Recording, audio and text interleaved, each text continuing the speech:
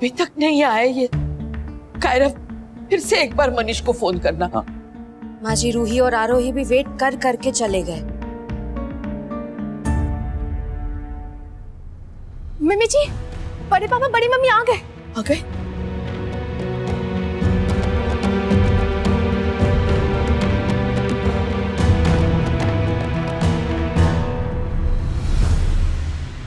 मनीष, स्वर्णा, कुछ तो बोलो, क्या हुआ? क्या? आप एक्टिंग कर रहे हैं, आप एक्टिंग कर रहे हैं ना? हाँ, आप एक्टिंग कर रहे हैं, मैं जानता हूं। अक्षु और अभिनव जी केस जीत गए ना, पकड़ लिया मैंने। आप ड्रामा कर रहे हैं, बिल्कुल उसी तरह जिस तरह आरू, अक्षु और मैं किया करते थे। जब एग्जाम आते थे, एग्जाम के रिजल्ट आया करते थे, तब हम भी ऐसे ही करते थे, टिट्टो सेम।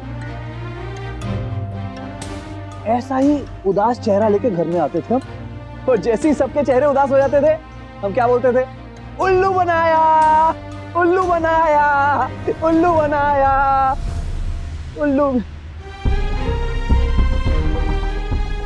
प्लीज अब तो कह दीजिए कि आपने भी हमें उल्लू बनाया है। हम केस जीत गए ना, और अभी की कस्टडी अक्षु और अभिनव जी को मिल गई ना।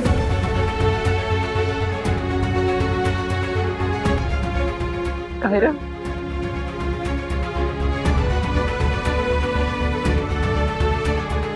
नहीं भगवान, नहीं नहीं, क्या हो गया?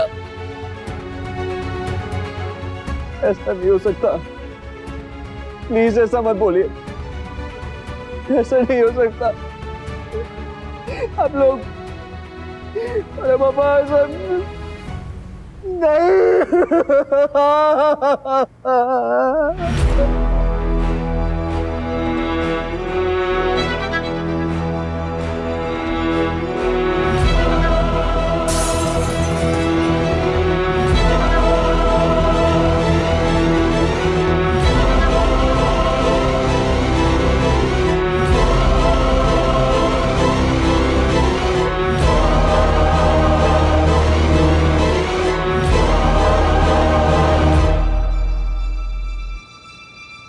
नहीं हो सकता। अक्षु और अभिनव जी दुनिया के सबसे बेस्ट माँ बाप है। अमीर बच्चा उनकी जिंदगी है, वो कोर्ट उनकी जिंदगी उठा के किसी और को नहीं दे सकता। बस बस बेटा, बस कर बेटा। भाई जी और भाभी सुबह से लेकर रात तक सिर्फ अबीर अबीर करते रहते थे। उनकी तो सांस इतना कबीर से चलती है। जितना प्यार को एक माँ बाप अपने बच्चे को दे सकता है ना, उससे कई ज्यादा वो उसे देते।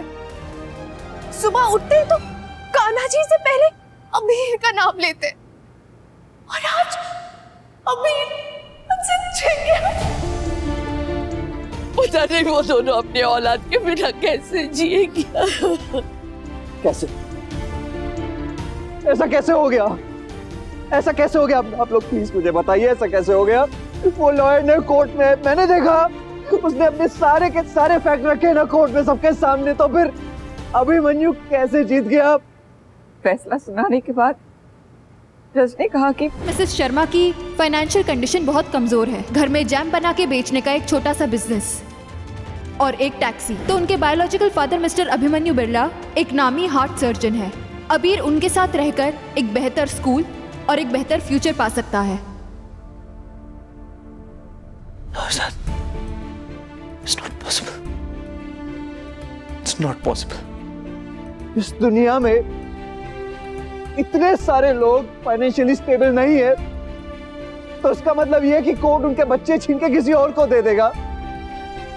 क्या मिडिल क्लास होना इतना बड़ा गुनाह है कि कोर्ट आपका ही बच्चा उठा के किसी और को दे देगा? मैं जानती थी अभिमन्यु का पैसा, स्टेटस, पावर, डिग्री कोर्ट में सब पर भारी पड़ जाएगा। मैं जानती थी। इस दुनिया में ना प्यार गूंगा होता है, बोलता है तो सिर्फ पैसा, सिर्फ पैसा। सब कुछ मेरी वजह से हुआ है।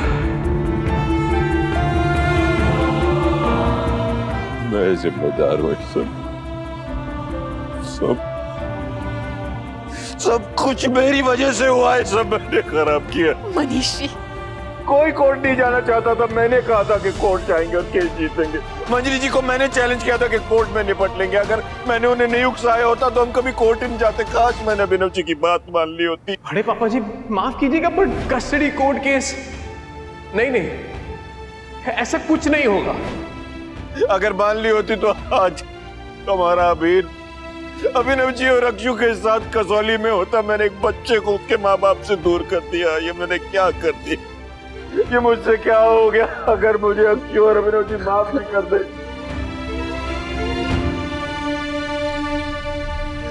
अक्षु और अभिनव जी अगर मुझे माफ कर भी देंगे तो मैं खुद को माफ नहीं कर पाऊंगा, कभी नहीं। अपनी बच्ची की खुशियां छीनने वाले इंसान को कहाँ माफी मिलेगी? मैं तो पापा कहलाने के लायक भी नहीं रहा। ये मुझसे क्या हो गया कायरा? मुझसे क्या हो गया बेटा? ऐसा मत कहिए बड़े पापा। कैसे न कहूँ बेटा, कैसे न कहूँ? मैंने क्या कर दिया है?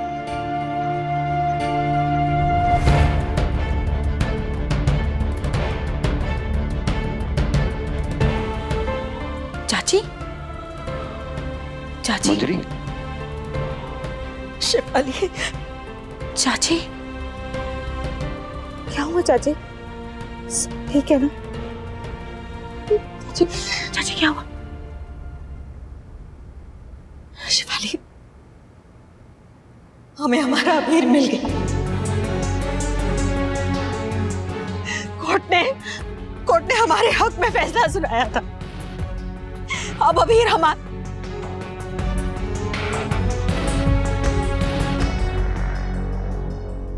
क्या बात है? मेरा पोता इस घर में आ रहा है। ये बात सुनकर आप खुश नहीं लग रहे। हम बहुत खुश हैं मंजरी।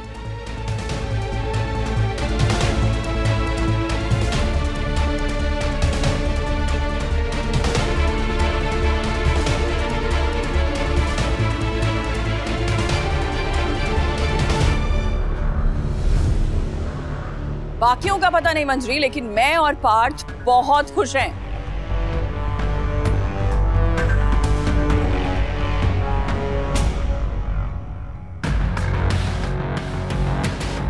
दीदी, पार्थ यहाँ क्या कर रहा है? ये तो दुबई गया हुआ था ना, तो फिर ये यहाँ कैसे? आज घर वापसी का दिन है ना। तुम्हारा पोता घर लौट रहा है और मेरा बेटा। क्या हुआ? पार्थ के आने से तुम्हें खुशी नहीं हुई मंजरी? दीदी, क्या आपने ये सोचा है कि पार्थ के यहाँ आने से शेफाली के मन पर क्या गुजरेगी? और तुमने ये सोचा है कि अबीर के इस घर में आने से अक्षरा पर क्या गुजरेगी? तुम्हें खुशियां मिली नहीं है, तुमने खुशियां छीनी है। तुम्हारी खुशियां किसी और के घर के मातम पर टिकी हुई है। ये सच नहीं है दीदी। यही सच है मंजरी। जब बात मेरे बेटे की होती है ना, तब तुम्हें सारे आदर्श, कायदे, नियम सब याद आ जाता है। लेकिन जैसे बात तुम्हारे बेटे की होती है तो तुम सब भूल जाती हो। हाँ, बात अगर पार्थ की हो तो शिवू पर ज्यादा हक शेफाली का है, क्योंकि बच्चे पर माँ का हक ज्यादा होता है। लेकिन जब बात अभिमन्यु की हो तो अबीर पर ज्यादा हक अभिमन्यु का है, क्योंकि वो बाप है। अब माँ का हक बाप से कम कैसे हो गया? ये सच नहीं है। अक्षरा ने अभी से पिछले 6 साल से ये सच छुपाया था कि उनका साथ में एक बेटा है। इसलिए नहीं बताया था क्योंकि वो जानती थी कि तुम उसका बेटा उससे छीन लोगे। और क्या किया? तुम माँ बेटे ने उससे उसका बेटा छीन लिया। मेरे बेटे ने अक्षरा के साथ न पहले कभी गलत किया था और ना आज गलत किया है। अक्षरा उसे उसका हक देना नहीं चाहती थी, वही हक उसने हासिल किया है। और पार्थ ने शेफाली के साथ जो किया था दीदी, वो गलत है। और पार्थ अपनी गलती मानता है, लेकिन उसने शिवू के साथ तो कुछ गलत नहीं किया ना। आप कहना क्या चाहती? अभिमन्यु ना सिर्फ अक्षरा बल्कि अबीर के साथ भी गलत कर रहा है। कभी सोचा है तुमने? वो बच्चा अभिनव और अक्षरा से दूर रहकर कितना दुखी होगा, उस पर क्या बीतेगी, सोचा है अभिमन्यु और तुमने? अभीर अपने डॉगमैन से बहुत प्यार करता है दीदी, और जब उसे पता चलेगा कि उसका डॉगमैन ही उसका पिता है तो वो दुखी नहीं होगा, बल्कि मुझे पूरा यकीन है अभीर इस घर में आकर बहुत बहुत खुश रहने वाला है। और मुझे पूरा यकीन है कि पार्थ और शेफाली के रिश्ते को एक और मौका मिलना चाहिए। तुम्हारा यकीन मेरे यकीन से बड़ा कैसे हो गया मंजरी? हाँ? और तुम्हारे बेटे को नई शुरुआत का मौका मिल रहा है तो मेरे बेटे को क्यों नहीं? एक ही घर के दो बच्चों के लिए अलग अलग कानून नियम क्यों? क्योंकि दीदी पार्थ ने शेफाली के साथ जो किया उसके बाद उसे एक और मौका मिलने का कोई हक नहीं है। पार्थ को इस घर में रहने का कोई हक नहीं है। अगर पार्थ को इस घर में रहने का कोई हक नहीं है तो अभिमन्यु को भी अभीर को इस घर में लाने का कोई हक नहीं है।